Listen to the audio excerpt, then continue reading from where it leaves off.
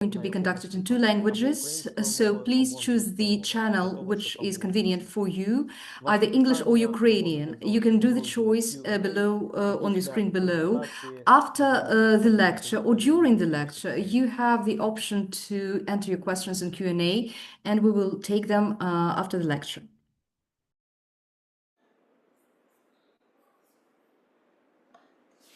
Thanks, Mykola, and indeed also here in the English channel, welcome to all participants. As Mykola explained, you can choose your language through going to the globe below and listen to the lecture either in Ukrainian or in English. Welcome to this by now 27th lectures in this series of ROSFIT lectures. That are being conducted now for over 2 years, sometimes to highlight a certain topic that we think is relevant for Ukraine at the moment, sometimes to highlight a specific project that we have been working on for some time and want to share the results with you all. In this case, it's a very special lecture, and I'm very happy to have you, Robert Gaspard. And that is because it is on a topic that now might feel strange to a lot of people, to think about return, to think about the renewed integration of refugees, of IDPs, of people who have fled the country and who will hopefully come back at some point, or maybe they won't come back. Who will know? But to reflect on that now is crucial, and to think about the future and to think about how will the cities look like, how will this integration work, and who is in charge, who is actually governing that, and who is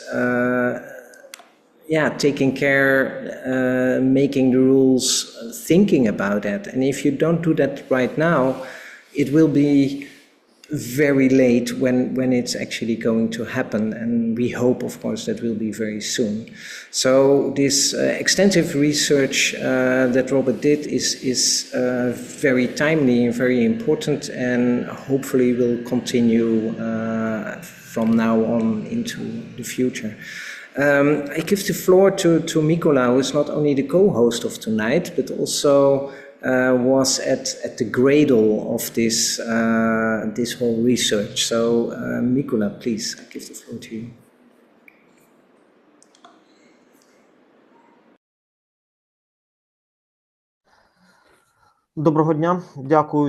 Good evening, everyone.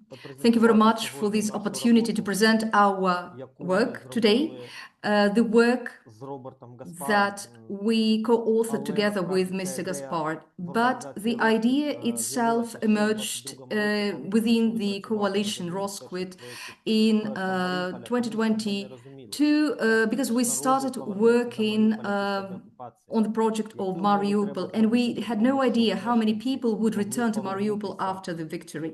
And so we needed to start thinking how to make it possible, how to make people, give the people the opportunity to return to the place from which we had fled. And we had quite a lot of questions. What do we need to do to give the people the opportunity to go home? What do we need to do to provide them with the urgent services? What are the issues that are the challenges for them? And what do we need to do to create the situation that would be conducive for their return? So these are the questions which are also addressed by our national government, and so they have organized the Ministry for National Reunion, and we are creating hubs in other countries which would bring Ukrainians together. Some of them have already emerged in Germany, and so these are the hubs which investigate investigate the issues, what we need to do to return our people back. And so our um, project today is one step in this direction. Mr. Gaspard is going to present this topic in a very detailed way. I would like to remind you once again that we are working in two channels, English and Ukrainian, and you can choose the convenient one on your screen below. And you can choose the channel to also pose the questions either in person to voice your questions, or you can print them in Q&A. You can use either Ukrainian or English for the questions. And Mr. Gaspar, you have the floor.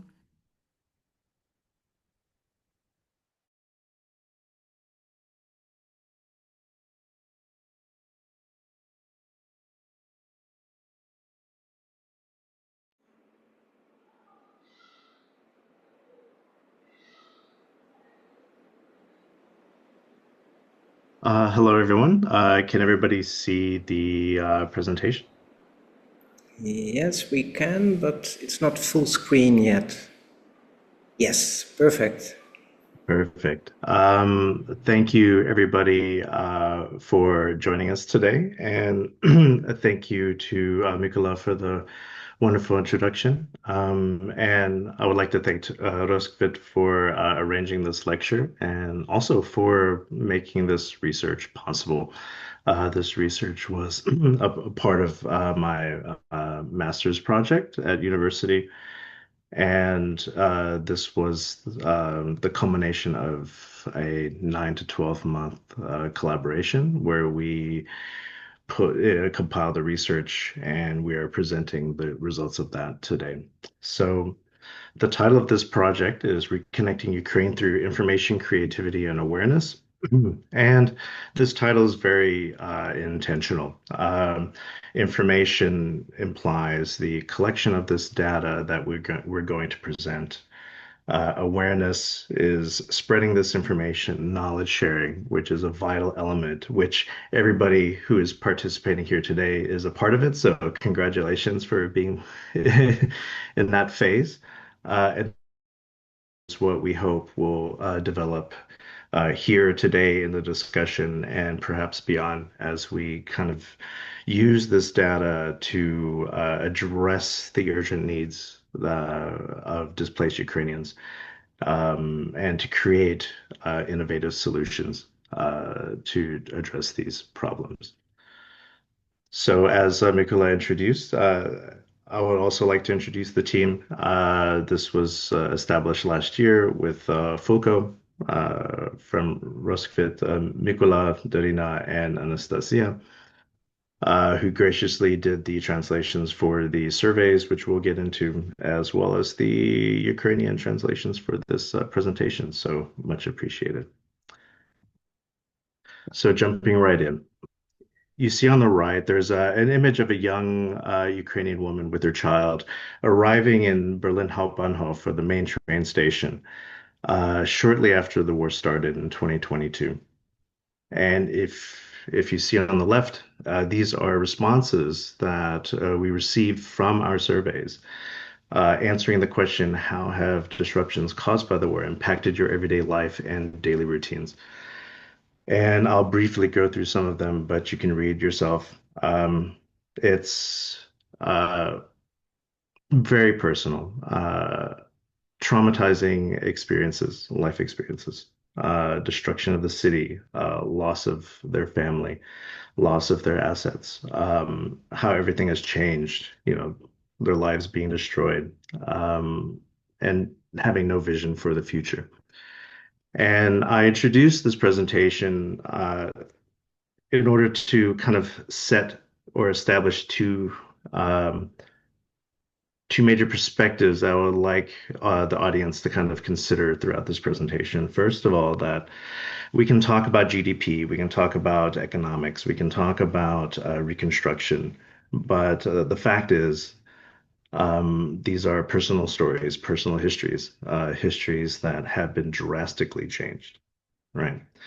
And so it's important to consider reconstruction, but it's also important to consider like the challenges that these people are experiencing. And addressing those very specific needs that aren't as clear whenever you calculate GDP or economics, right? Like these are main everyday issues, like things like quotidian issues that they need to deal with. That's the first thing I would like you all to consider. The second thing is also understanding that these are, even though we would like to consider them as like data, as someone in my field or someone who researches anthropology or sociology, we consider this ethnographic data, right? Like this is information that we can use, but they're also personal perspectives and opinions, right? And I would also like to kind of set as a disclaimer that there's no obligation to agree with what they say, but I do feel it's an obligation for us to acknowledge that these are expressed by the displaced community. And I think with those two things as a foundation, we can begin developing this discussion about how to begin addressing the challenges that they experience and contributing to reconstruction in this way. So, as an introduction, there are many implications for Ukrainian displacement. First of which that I mentioned was economics, but also demographic, psychosocial, and also policy. The economic implications are clear. There are substantial economic losses that could be incurred due to displacement, which has been calculated at 113 billion US dollars. And compare that with the total amount that's been projected for reconstruction at $486 billion. This is, a quarter to, like 20 to 25% of the entire cost of reconstruction, but that's only in the losses incurred by displacement. And we also have to consider the demographic implications when the children who are not working age yet become working age, but they're not doing so in Ukraine, which segues into the demographic implications. I know this is there are a lot of statistics about this, but just as an overview, half of all Ukrainian refugees are children. And the majority of the adult refugees are women. And most surveys kind of put this in a range of 70 to 85%. This group of displaced populations is different in the sense that 70% possess a university degree. And in a lot of other cases, for example, in the crisis that happened in 2015 from Syria, Afghanistan, they tended not to have this education. So this is a substantial distinction that is something that needs to be addressed because when Syrian refugees fled, there wasn't an influx of college-educated um, people arriving in these host countries.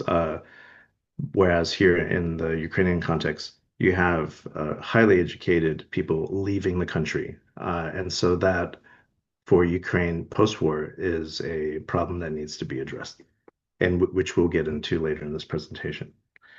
And if you extrapolate the data, this could result in the loss of 50% of the entire college educated population of Ukraine. So that is a brain drain on top of the brain drain that Ukraine has experienced before the war that has far-reaching implications for Ukraine in post-war reconstruction. And then we have to go into the individual experiences, right? And this is something that we'll keep going back into in this presentation. The internal personal experiences of displacement and forced migration has far-reaching negative effects on the population. But often we think of PTSD as something that is directly related to war exposure. right? An experience of war, experience of violence, etc. But I think it's often overlooked that post-traumatic stress disorder can be experienced um, simply by being displaced, right? And that's something that we need to consider. And it doesn't end once they're displaced and find refuge in a host country, right? Because there are other post-migration stressors once they arrive. Like, so once they have dealt with the trauma of leaving, they have to deal with social isolation, like inability to express themselves with the foreign language, unemployment, discrimination, and this protracted sense of uncertainty that persists. And it's something that over time is harder and harder to deal with. So those are all things that have implications, not only in the psychological context, but like how they integrate or reintegrate, whether it's in the host country or back home. So that's something that's for us a very important issue that needs to be dealt with. And then policy, of course, with the EU Temporary Protection Directive that was enacted shortly after the war started, it allowed for perhaps more flexible migration in the EU, but it's still temporary, right? And what happens after that? What happens when that temporary status ends?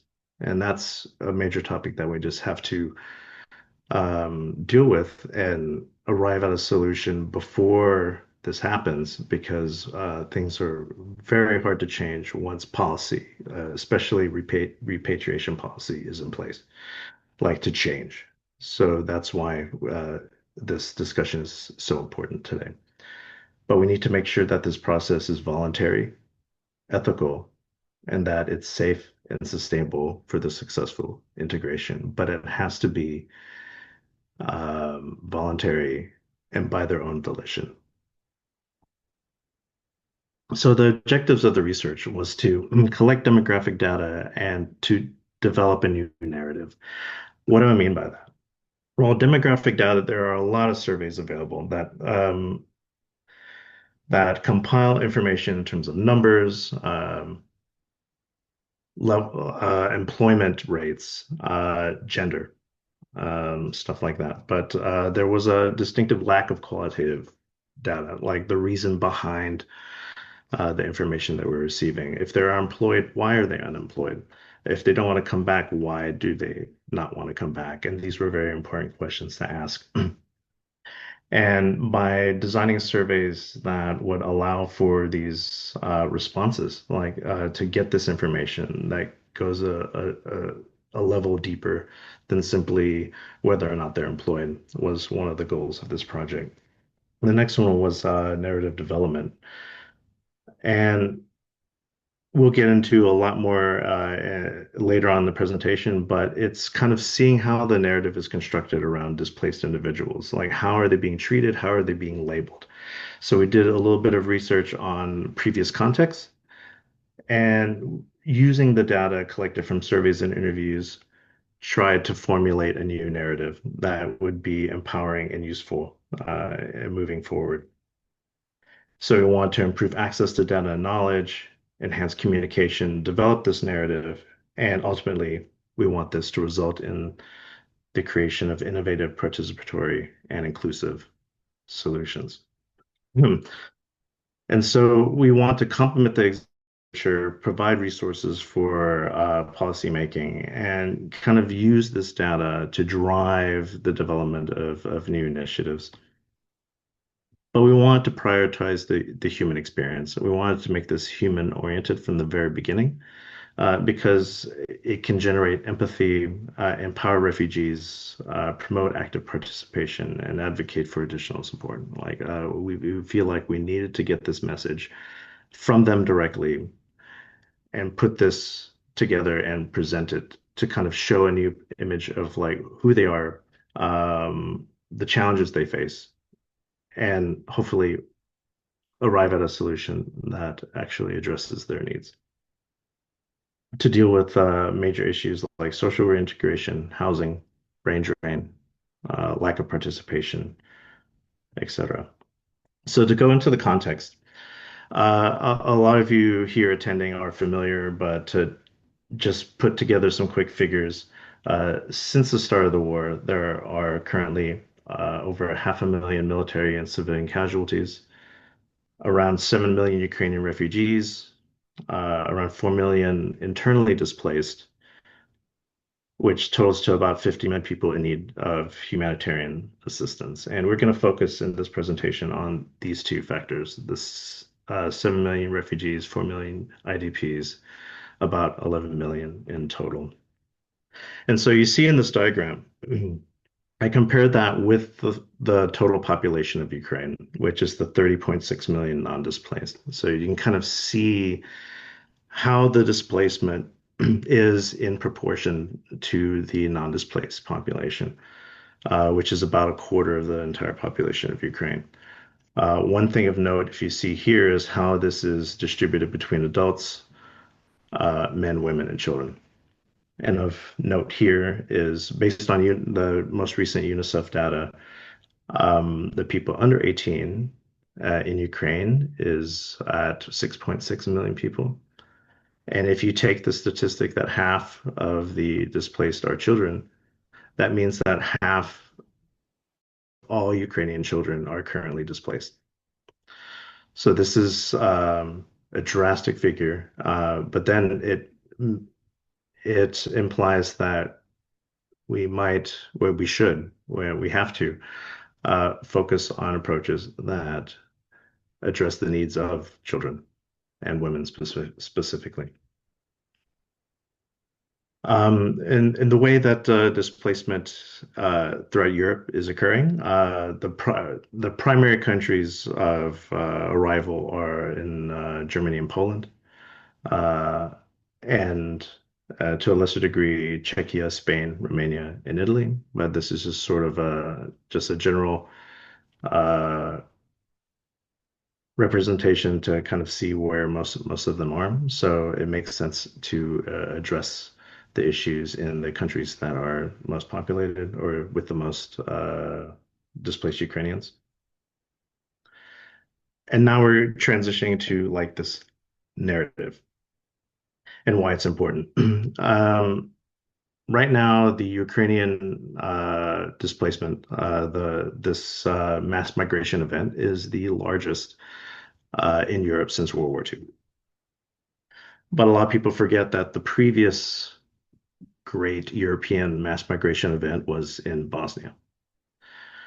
And for that reason, we felt that it was worthwhile to research the context to see if there are any lessons to be learned. And as a summary, 2.5 million or 2.2 million people were displaced between the early and mid 1990s due to the Bosnian War.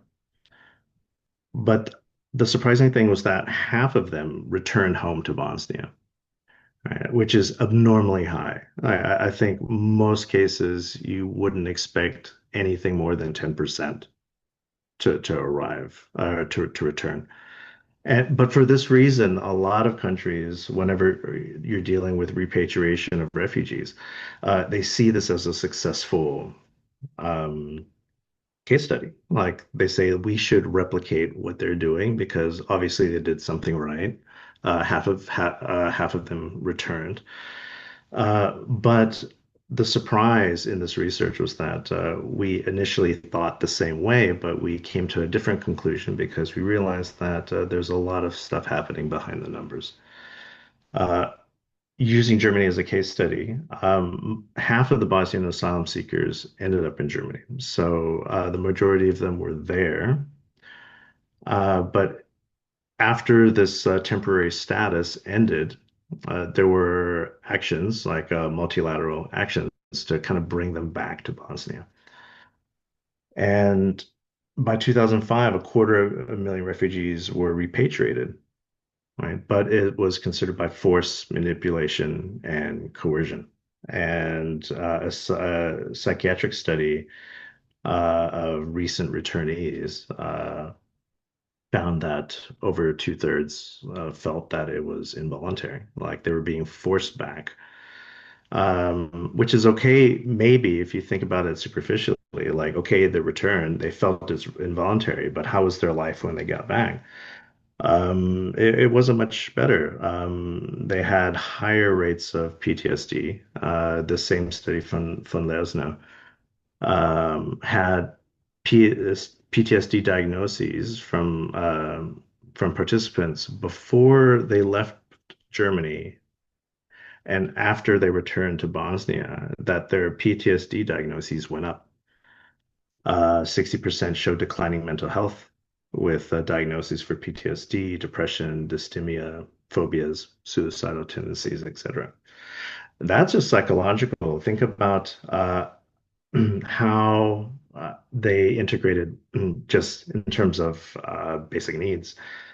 Two-thirds returned, including over 100,000 Muslim returnees, but they couldn't return to their post-war homes. So they essentially became IDPs. They've ceased to be refugees. They became IDPs. Um, there were programs that would try to reclaim property to give it back to them, which is something that Ukraine is considering. But 20 or 30% of them uh, um, only 20 or 30% remained in those homes. Most of those arrived home and decided to leave because of ethnic discrimination, fear, lack of opportunities, and poor living conditions. And one of the conclusions that we found was that offering financial assistance or promising the return of property is not enough to convince them to go back. The only thing that convinces them to go back with these incentives is coercion. Because when surveyed, they believed that, like, okay, getting property or getting assistance wasn't going to be enough to convince me to go back. There was also problems with social cohesion. Fear and distrust emerged.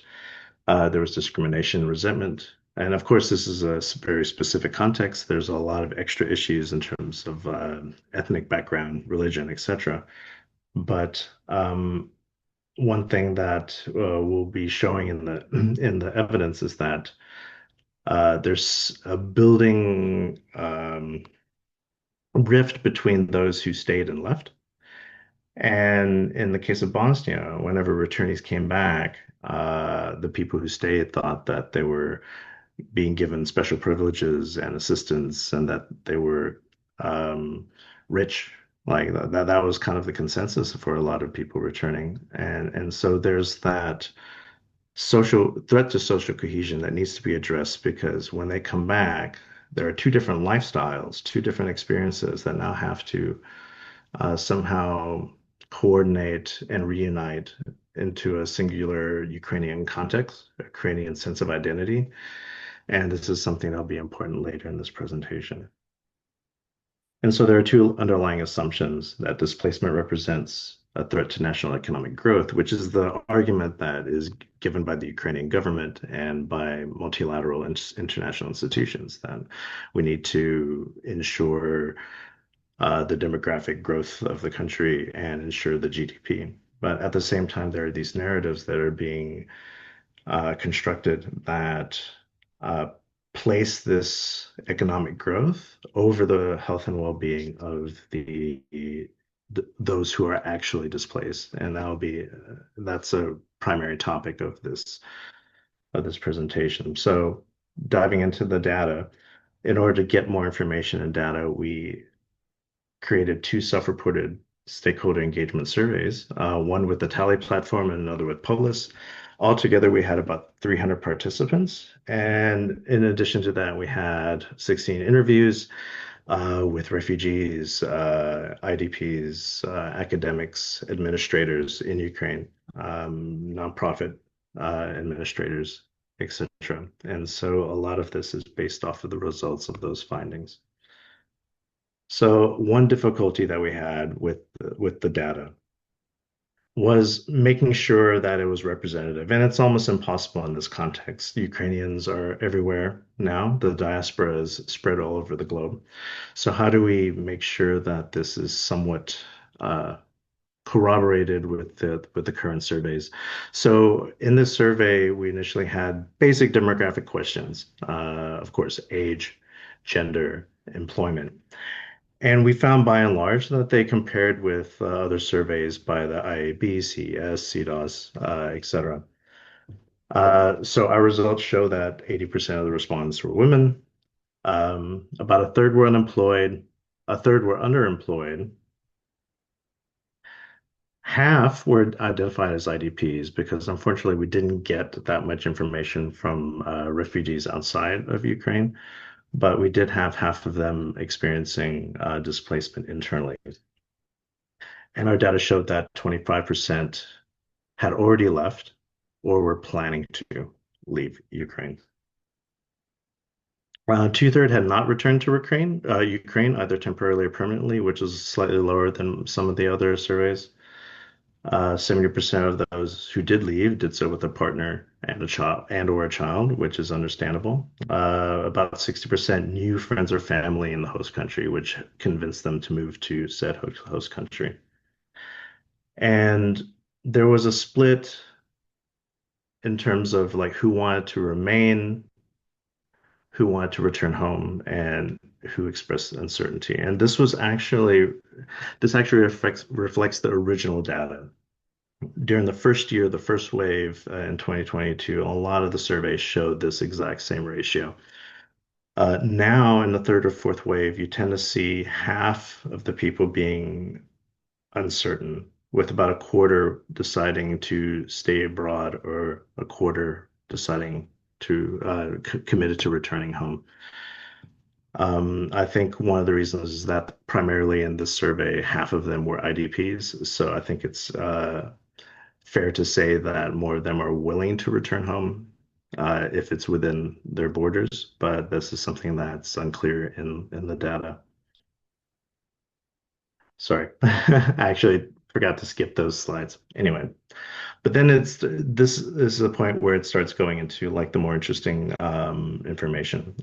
This is the short answers. Half of the survey questions, 14 out of 28, were open-ended, and most of those were optional.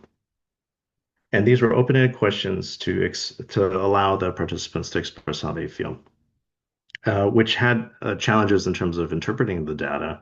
So we used a rudimentary form of natural language processing, which allows us to kind of very quickly go through written information and present it in a way that's kind of clear. We did that, but at the same time, we also went through individually all the responses and tried to categorize them based on theme, which would be the subsequent section. So here's the start of the word clouds. This first question asked about the most pressing issue beyond basic needs and infrastructure. And it's clear. The primary issue is, by and large, housing. Lack of housing is the primary issue. But if you notice in the cloud, there are other issues that are of concern. Psychological assistance.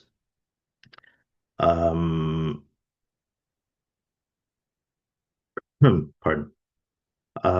Dealing with corruption, transparency,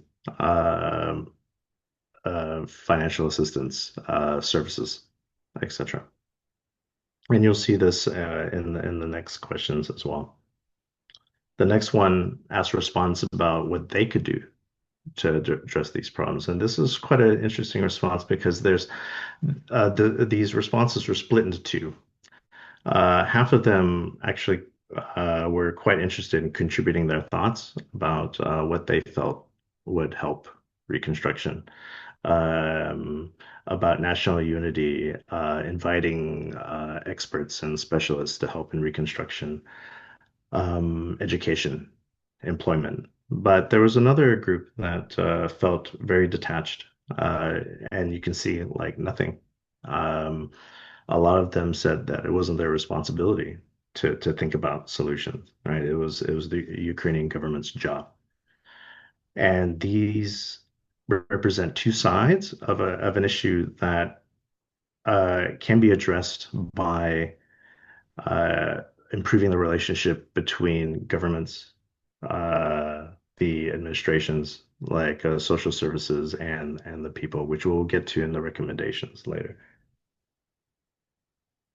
When asking about what they believe is the biggest problem that they face after returning, of course, we return again to lack of housing, but it's a lot about assistance and employment and corruption. And these are things that are multifaceted. It's very complex, but these are things that can be dealt with through interdisciplinary collaboration and using this by reaching out to multiple stakeholders, by reaching out to the displaced with the city and the communities, and working together for a solution. And this is kind of a reflection based off the responses to the very first slide that I showed that asked about how the destruction affected their daily life. And this is kind of returning back and reminding ourselves like of the individual aspects of displacement. It's reminding ourselves that it's not simply about GDP, it's about addressing kind of the loss and it's not even about like loss of assets. It's something more substantial. It's like the difference between home and housing, right? Those are two distinct things. A loss of home is more abstract. The loss of home implies family, community. A loss of housing is an asset, and both of those things need to be addressed. And so perhaps the most interesting thing about the data is that there were three main categories of results that compile the responses that weren't prompted. Like there were many questions about employment, how you feel in terms of opportunities, etc. But a lot of these were unprompted, meaning that there was not a specific question that asked them to respond with these answers. Like, and they were common enough and they happened often enough where there were three very distinct categories of issues that they felt like by and large important. The first of which is mental health. And there were dozens and dozens of responses for this, but just to kind of go through some of them. Um, and I think it's worth going through and reading them. I'm very tired. The war is exhausting. I'm 23 years old. Life is just beginning. Youth passes during the war. Very great psychological traumas and problems developed after the full-scale invasion.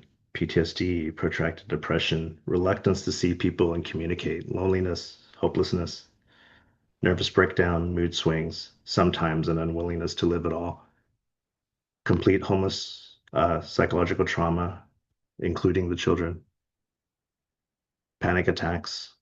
I feel bad, like I need psychological support, worsening emotional state, depression, sometimes despair, emotional burnout, lack of energy, new illnesses. And as a quick aside, like these were all, of course, in Ukrainian, written in Ukrainian. These were directly translated into English. The second topic was social cohesion. For example, this one wrote, at first, no one wanted to hire me because I was internally displaced. I constantly felt like I was a leper. They made me withdrawn and sickly. I don't feel safe anywhere. I don't trust people like I used to. Local attitudes towards people from our regions do not divide Ukraine. Separation of people, friends and strangers, those who fought, those who didn't, those who left, those who didn't. I'm afraid of the negative attitude towards those who left, rejection by other Ukrainians, local attitudes towards people, doubts about whether I now fit in the society I was from. And lastly, discrimination in language, which I also realize, and I want to preface by saying that this is a very complex issue, but this was something that came up that wasn't prompted. And I would like to add that here, like they didn't discern between Russian or Ukrainian. They just felt like there was a need to bridge this gap And this was a pretty common sentiment to teach people to love and respect each other, not to divide people, uh, temper people, not divide into East and West, Ukrainian speaking or Russian speaking, freedom of speech, eliminating the language issue. And then some expressing regret by staying because they felt, at least anyway, that they were being bullied about their faith and language.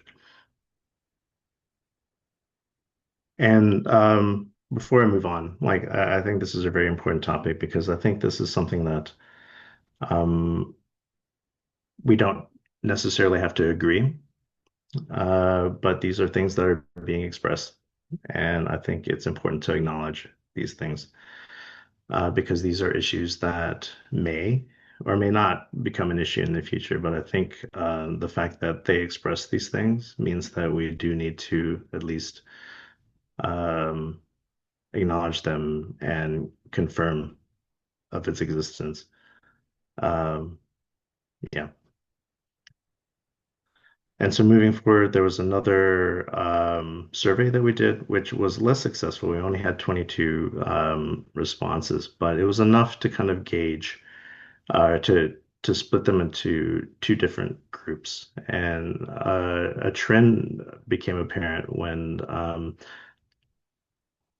if you see in Group B on the right, they're generally older who had an expressed lower intention of returning to Ukraine. Most of them were employed.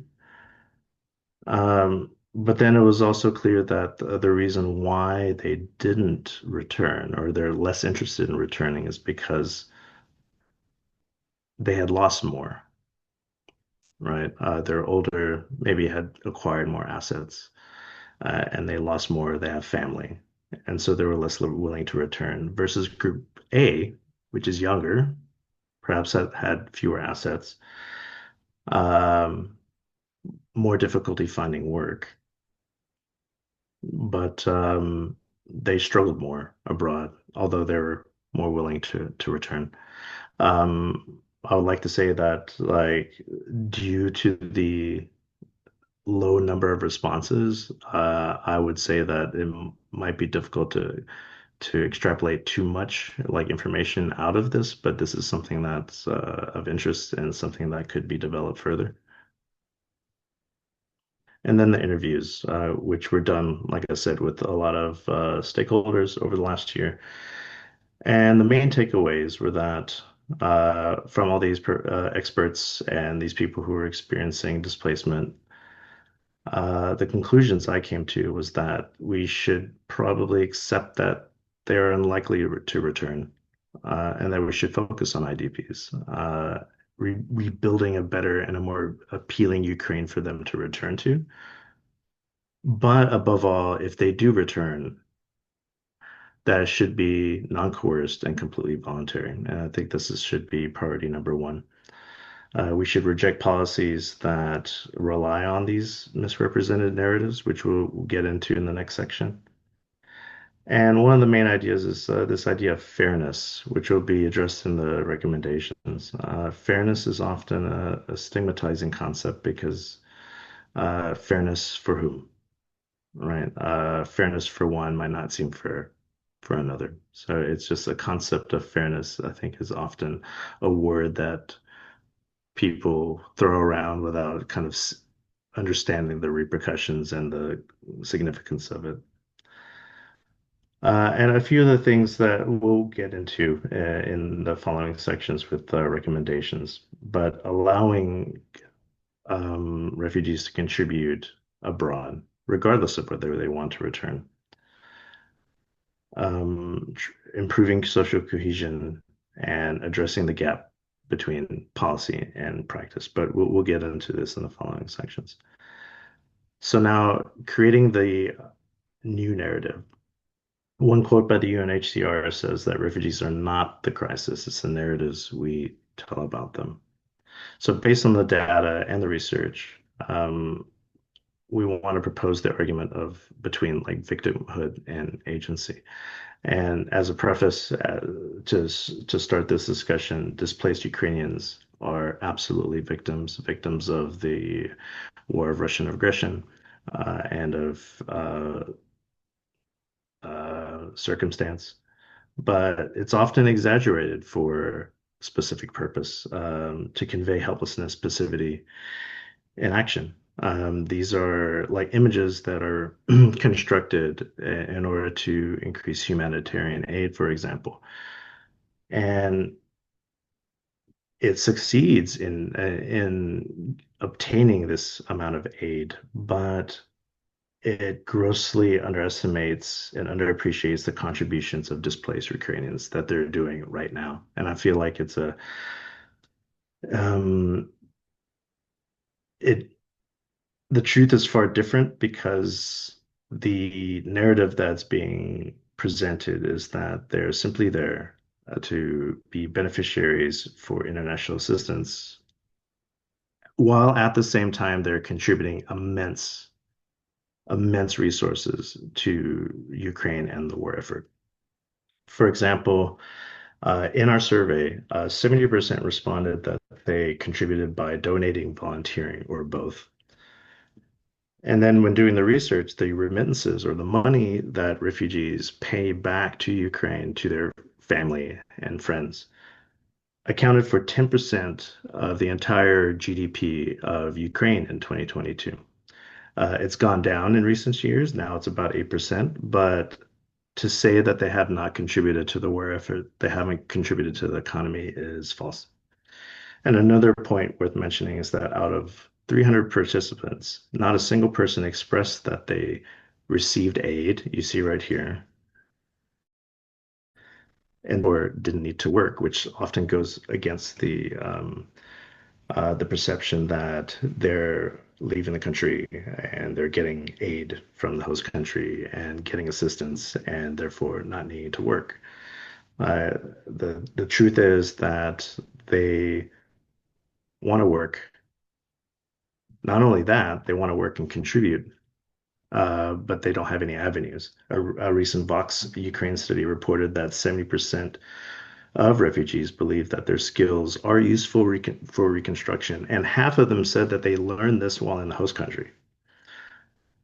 But they don't have an avenue with which to contribute back to Ukraine with these additional skills. And over years, as this war is more protracted, this sentiment, this desire, this motivation is slowly waning. Like I said, the GDP from remittances has gone down 2% since the war started, and their connection to the homeland is going down just simply because they're integrating in the host country, etc. And so, also in our data,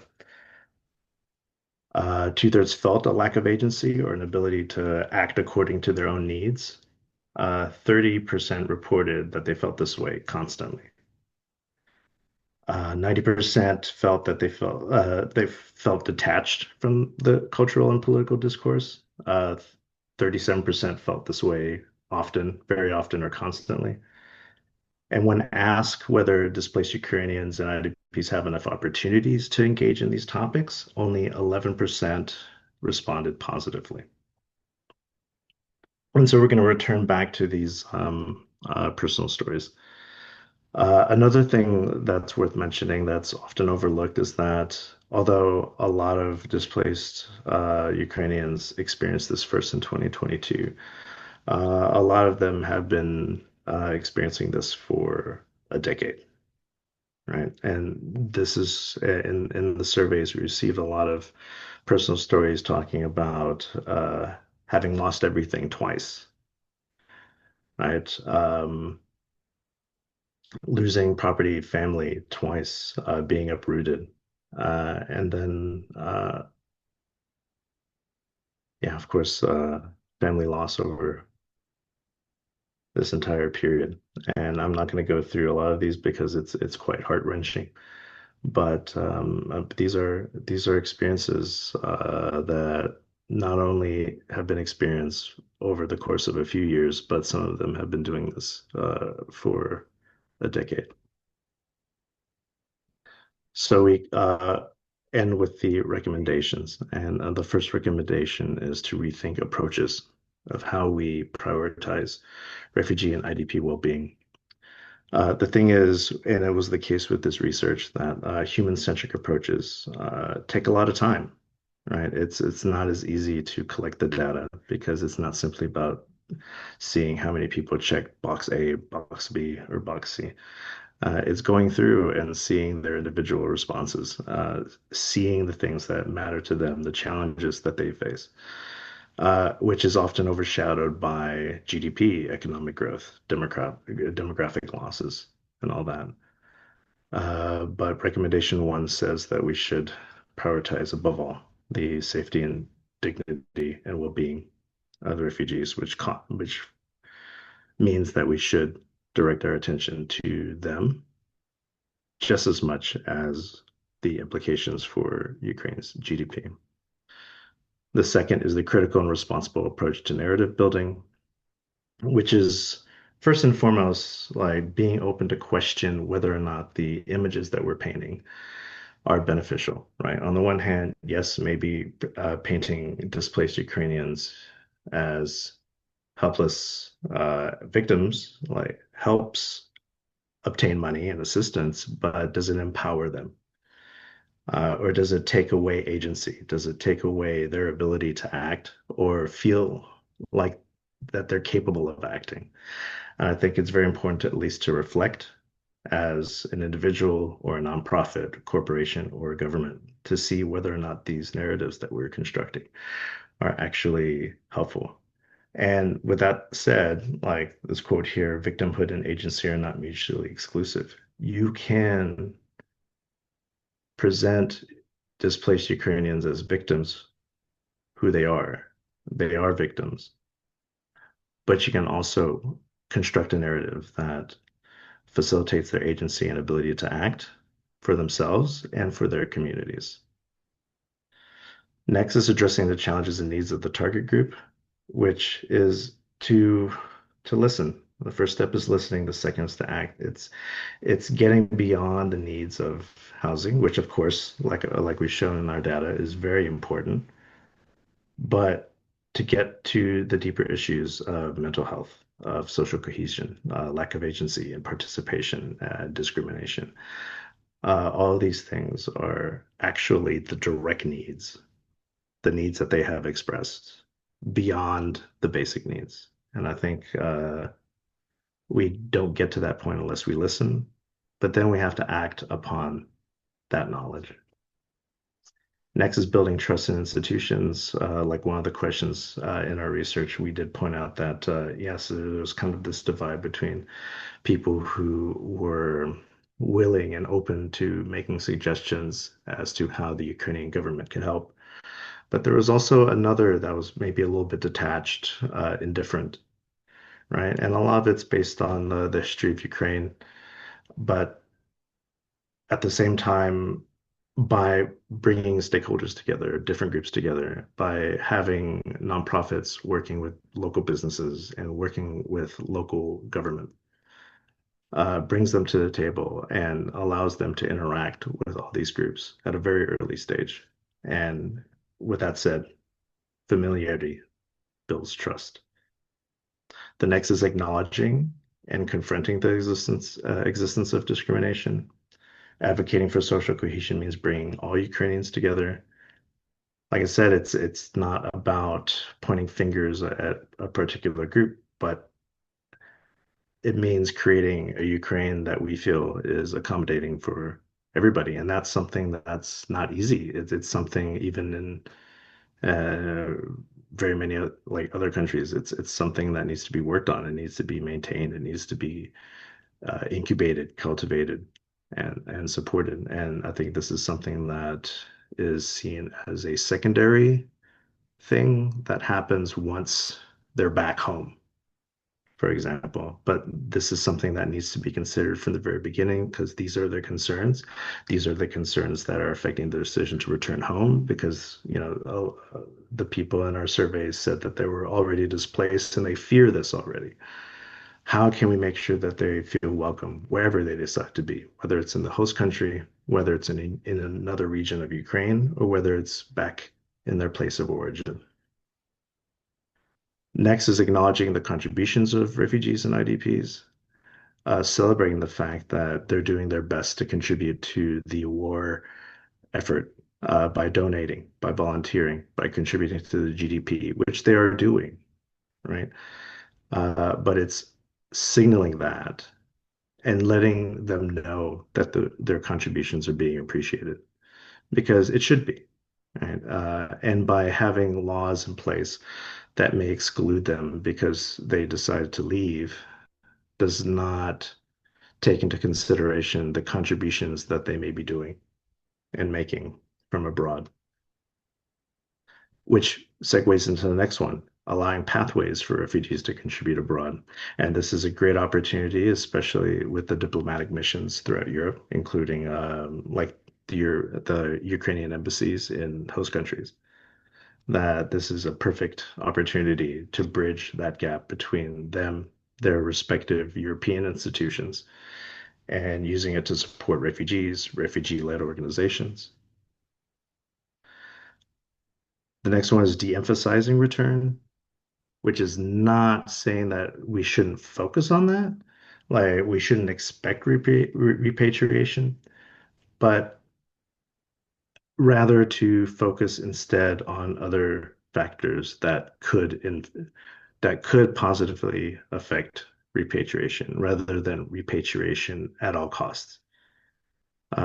Because of that, I think it'll allow Ukraine to take advantage of those who are abroad, contribute their skills that they have learned while they're abroad, and then being able to apply that in Ukraine for reconstruction, and then hopefully creating an environment that facilitates the return.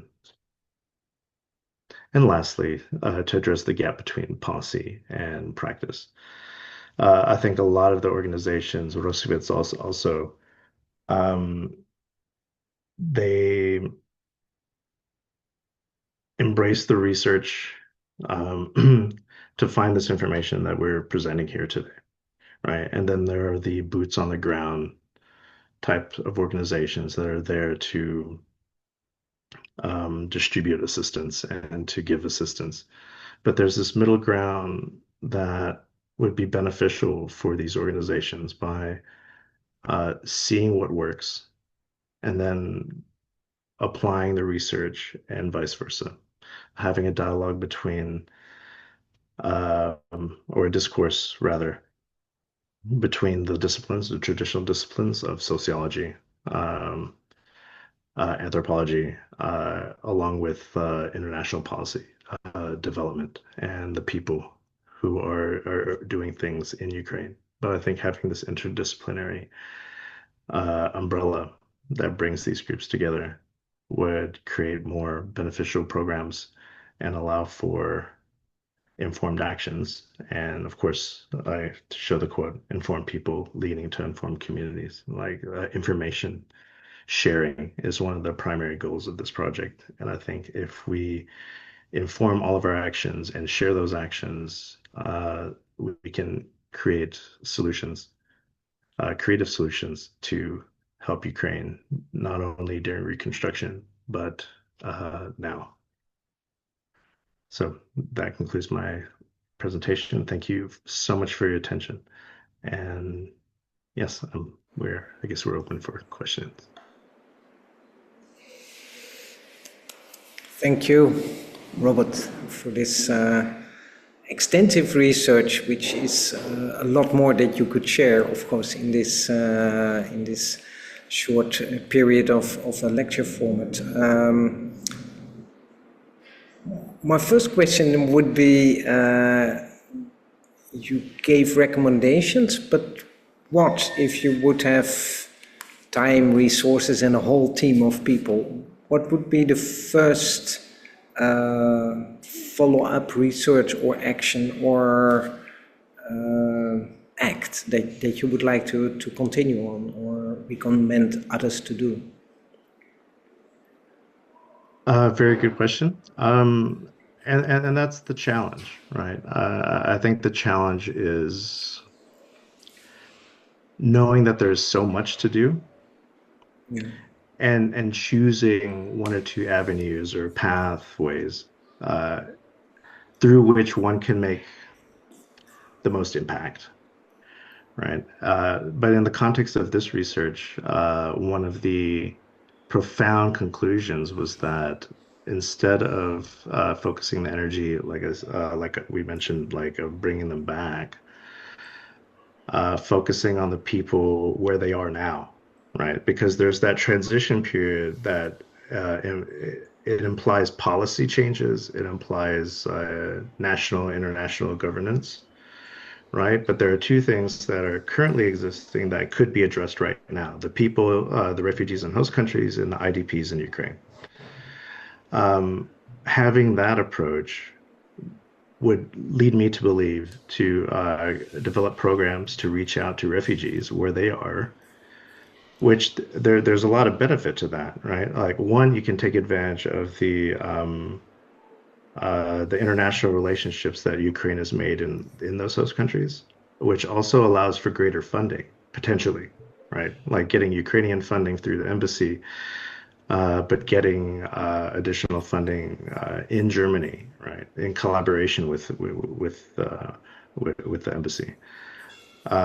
That's one thing that I think could be done, and it could be scaled, right? Do it in Germany, do it in Poland, do it in Lithuania.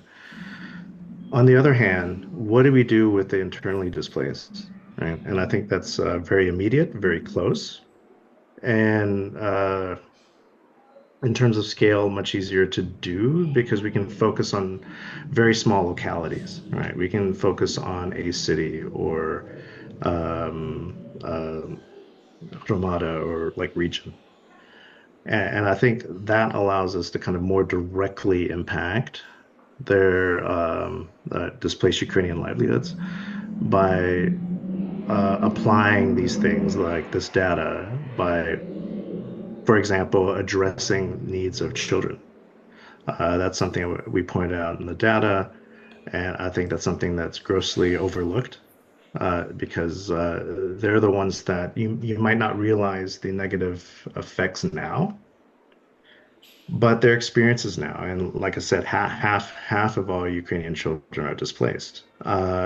Addressing their needs, which might not seem as urgent when you consider that in the context of housing or employment, right? But how do you approach children and allow them to process this experience, right? Because if they don't have an outlet or an ability to process this experience, it might develop into like psychological issues later, right?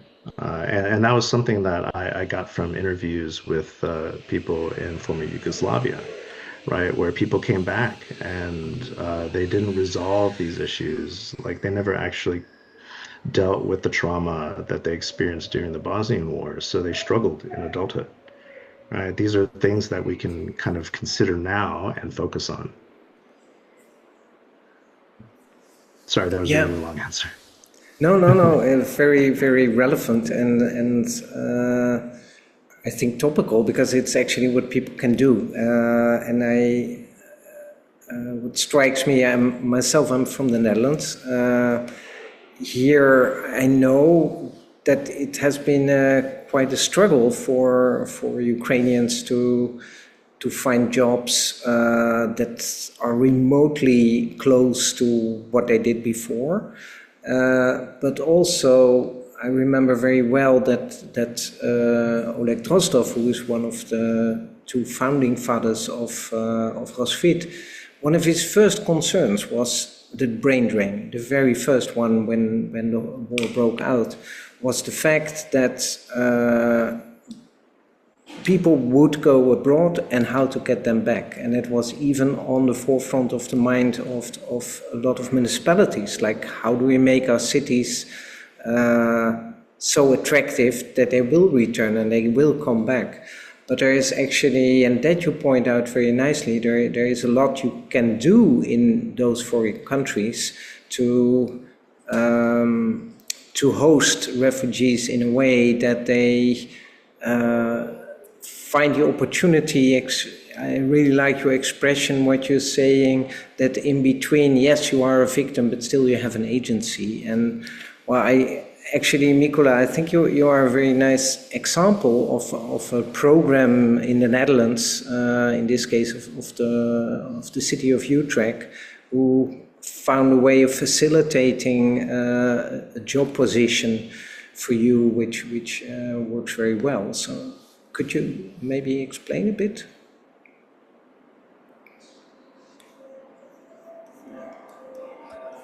Так, я можу трошки Right. пояснити, тому I що think є I can переважна explain статистика because в it is Україні very людей difficult або for запасу. І ми qualified саме migrants from наприклад, проект, Ukraine який ми to find маємо work на abroad. меті And Utrecht для українських started this фахівців, які project працювали до цього в українських муніципалітетах. А зараз на тим, for щоб Ukrainians who працювали два used to work українських in фахівця Ukrainian соціальних і municipalities. підприємницьких And компаній. Місто there are Гронінген працюють українські in each фахівці of these cities, та в in місто Інховен Groningen, також we have працюють one українські фахівці, employee, які in до цього Utrecht працювали too, в муніципалітеті. and Через in це other саме Dutch мігранти cities we have побудували several зв'язок з українським several муніципалітетом та former можуть municipality допомагати workers, and Україні these планувати своє відновлення, specialists планувати support the проекти, Netherlands які залучають так само in building нідерландські its connections технології, with нідерландські Ukraine досвід для and того, щоб після завершення війни allowing можна було збудувати to facilitate the Україну на contribution першому of the місці Dutch contributions to Ukraine, У so нас that також є ще further питання rebuilding of Ukraine would be Q&A. more Можливо, feasible. Лілет, ви зачитаєте Also, це питання maybe англійською мовою. we have this question Я in спочатку, Q&A.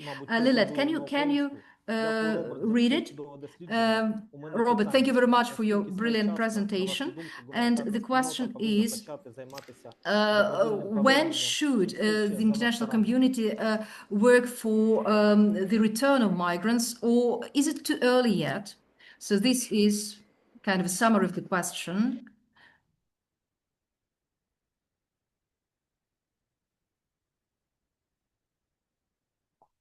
Okay, repeat that question again. I can do it. First, the attendee is thanking you for this excellent research. The question is, how timely do you think it is for a humanitarian community to start engaging in voluntary returns, or is it still too soon? Fascinating question. I think starting the discussion needs to happen. The earlier the better. About how that translates into policy, international repatriation policy specifically, is hard to say. But I think these are things that can be addressed, specifically like the terms for their return. Right? Not legal terms, but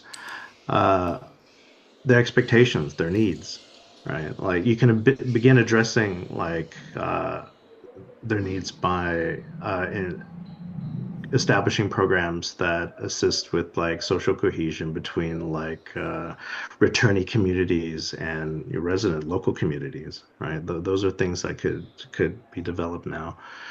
Higher access to mental health, right? These are things that like trauma centers, like if you have a new housing place or new housing, you can provide maybe some sort of service nearby that can address these mental health needs on top of housing, etc.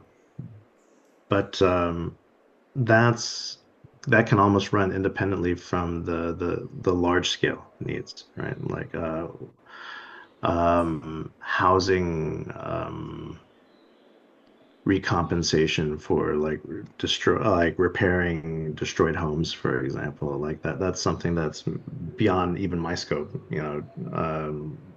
in terms of the legal framework that would allow that to work. But on the very psychosocial level, like these are things that could be experimented and be put in place long before these repatriation policies are enacted.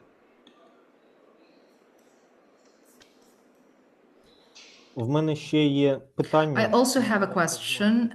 Robert, maybe you can answer. Actually, we have it in our chat. There is a comment that there are a lot of Bosnians were forced to return and live next to their perpetrators, making the return a painful rather than a healing experience. And due to that, I have a question. There are three groups of people in Ukraine now. There are IDPs who are staying in Ukraine. There are refugees who left for Europe, and there are people who are now staying on the occupied territories. In your opinion, after the war, how to build dialogue between these three groups so that each group would understand the other two, so that we could build connections between these groups and start cooperation between them to rebuild Ukraine. Can you please address this question, Robert? Also a very good question. And during my presentation, I pointed out that, yes, the Bosnian context is specific, very specific, in the fact that there were like ethnic divisions, right? There were religious divides. But one of the policies they put in place, and on the one hand, it's wishful thinking, and it was actually, you could argue that it was a progressive idea that when people returned, they wanted to mix these ethnic groups together. So on the one hand, you could think that that's actually a good idea, right? Like, so, okay, if this issue was this ethnic divide, let's erase that divide, right? But then they didn't accommodate like the amount of like social engineering that's needed in order to build these relationships together, right? It's like getting people who don't like each other, or that's simplifying it, but and then putting them in a room and expecting them to be friends, right? Like you need activities, you need certain levels of engagement to allow them to start building those relationships. Those are that's one of the primary lessons that I took from going through the research. And to answer your question about Ukraine, how can Ukraine like address these things? It's by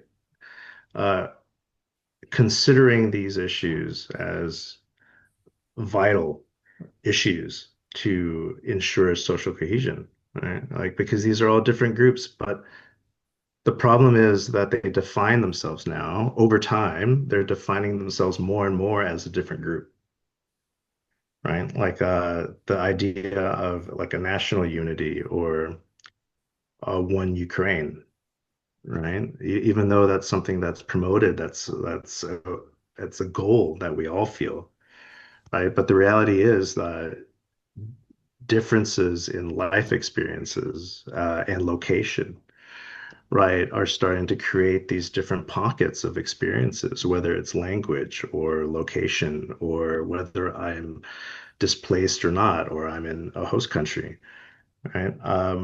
We need to build a dialogue or establish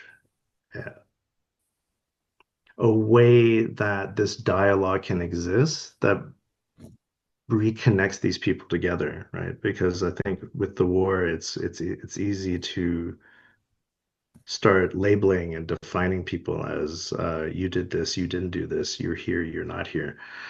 But in the grand scheme of things, they're all the same. But like it's very easy to start making distinctions rather than finding similarities and connections. And I think that's the first step, the important step.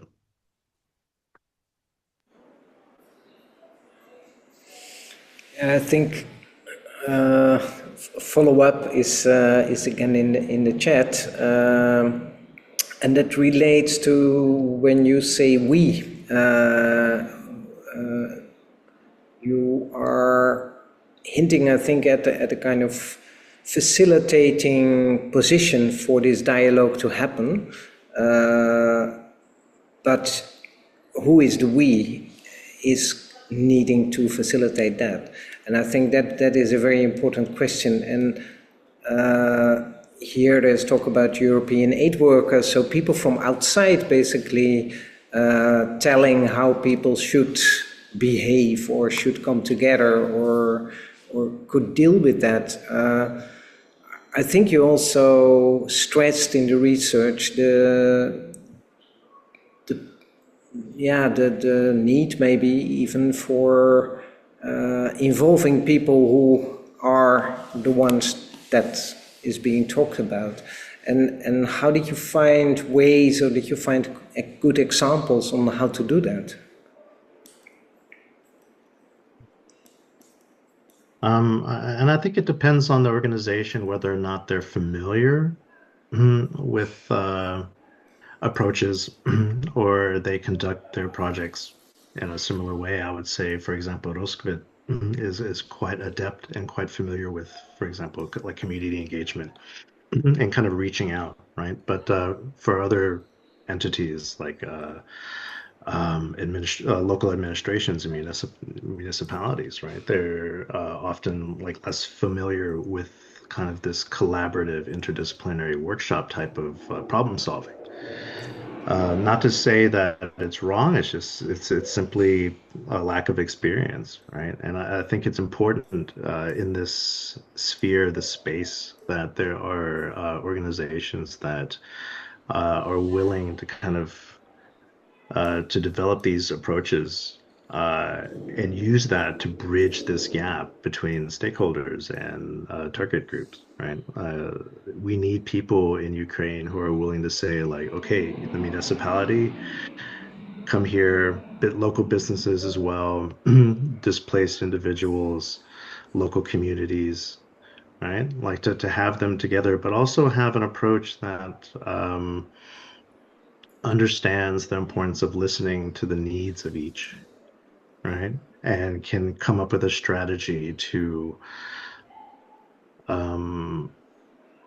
bring these disparate ideas and needs, desires and challenges together to kind of come up with a solution that begins to address all of their needs. And it's almost, it sounds impossible. It's not easy, right? But I think the challenge is getting everybody together in one room and going towards like one common goal. And I think especially for Ukrainian reconstruction, that's probably the most important step in any initiative or project.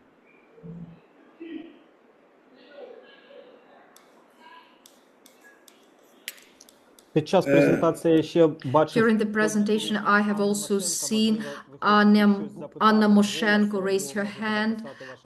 Would you like to ask the question now as a participant? So if you want to voice your question, you can raise your hand and we will give you this opportunity, or you can type your question in the chat.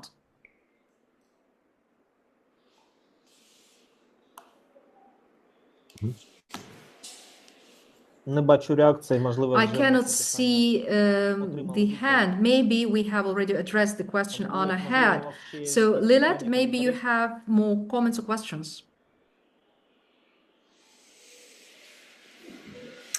See, Anna responding. It was a similar question that was addressed indeed already, so that's great.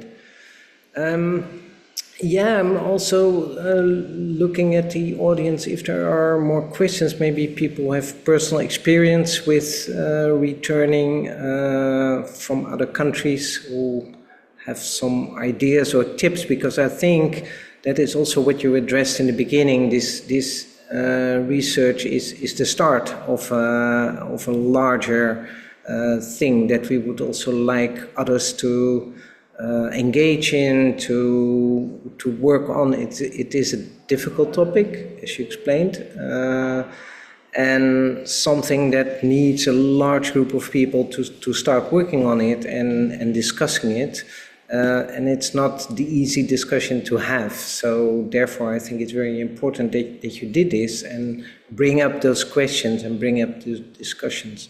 So I would be curious if there are other people who have more things to address or maybe suggestions on approaches. Otherwise, we can also call it an evening for today and follow up in the next iteration of it.